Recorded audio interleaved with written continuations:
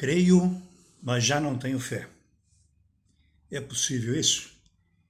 Esse é o tema da nossa meditação de hoje, que está em Marcos, capítulo 9, do versículo 1 até o versículo 29. Eu farei a leitura apenas do capítulo 9, do 20 ao 27, segundo aqui a versão, né? Nova Almeida atualizada. O texto diz assim: E eles o trouxeram um menino, né?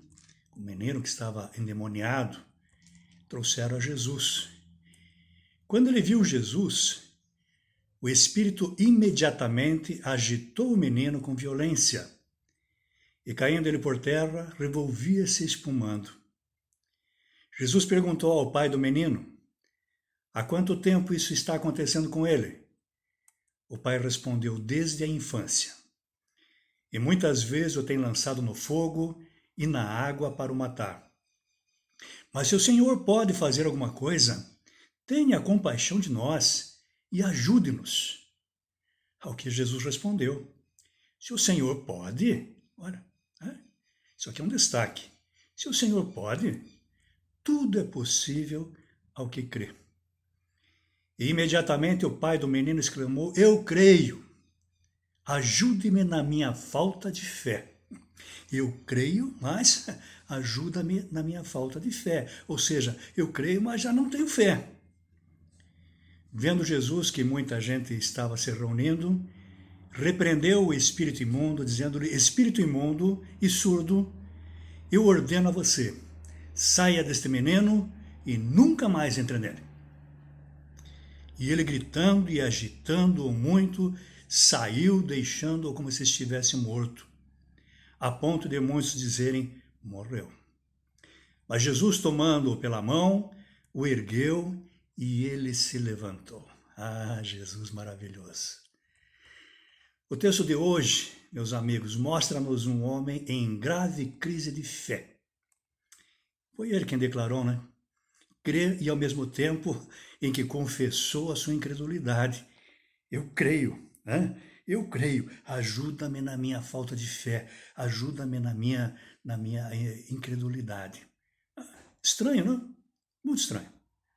Na verdade, ele cria, mas já não tinha tanta certeza que fosse possível acontecer aquilo que ele desejava. E será que nós também não nos achegamos muitas vezes a Deus de forma semelhante? Queremos crer que é possível.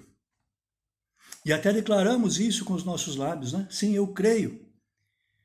Mas ao mesmo tempo nós não conseguimos acreditar que será feito, que será respondido, que Deus pode realmente transformar aquela situação.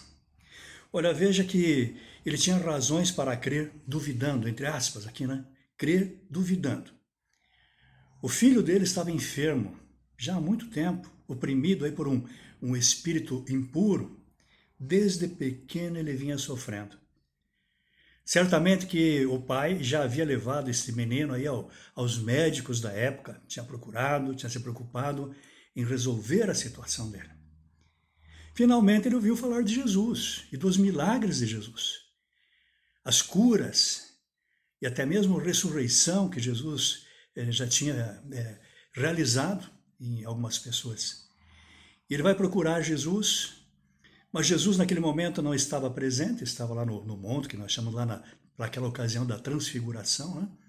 Ele e alguns discípulos estavam no monte, enquanto demais ficaram no plano, e ele foi atendido pelos discípulos de Jesus. E foi atendido ali pelos discípulos que não conseguiram dar a solução. Está registrado aqui no capítulo 9, no capítulo 9 de Marcos, né? Do 14 ao 19.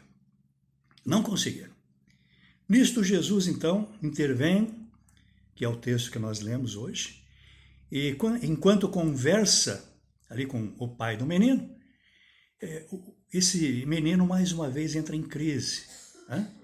Em meio ali ao desespero do pai de ver o filho mais uma vez oprimido, o pai roga a Jesus que se ele pode, se o Senhor pode fazer alguma coisa, em favor dessa criança, né? Ou em nosso favor, por favor, nos faça, porque o sofrimento era muito. Jesus respondeu a ele, se pode. Alguma coisa que Jesus não pode fazer, irmãos? Claro que não. Né? Tudo, e ele vai dizer, tudo é possível ao que crê. E foi aí então que este pai, de forma, vamos dizer assim, surpreendente, né, vai demonstrar a sua vontade de que Deus faça aquela cura, ou que Jesus faça aquela cura, mas nem ele acreditava mais.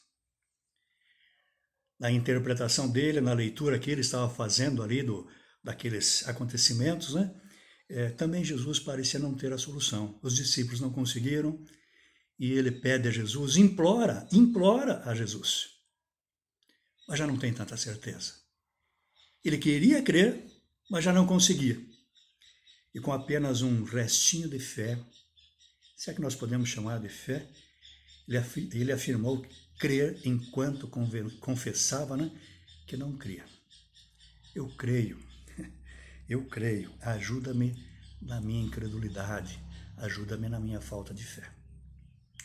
Meus amigos, com certeza ele não foi o único a passar por situação como essa, não. Também em nossos dias, muitos, pelo sofrer, pelas provações, por buscarem soluções em Deus e não verem o resultado imediato, muitos de fato creem que elas possam existir, as soluções possam existir, mas ao mesmo tempo já duvidam, ou seja, crê, mas não tem fé. Eu queria dizer o seguinte, se esse é o seu caso, eu gostaria que você olhasse para Jesus. Jesus não ficou impossibilitado de ajudar aquele pai e aquele menino por causa da pequena fé daquele pai. O menino foi curado do mesmo jeito, mesmo que o pai tivesse declarado, eu creio, mas me ajuda na minha falta de fé. Jesus não está limitado por causa da nossa fé desnutrida pelas crises que sofremos, irmãos. Pode ter certeza.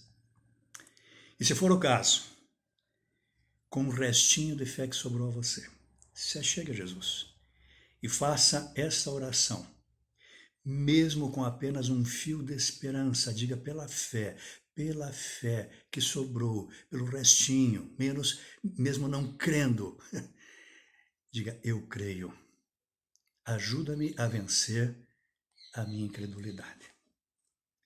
O poder de Jesus está muito acima da nossa pequena fé. Graças a Deus por isso.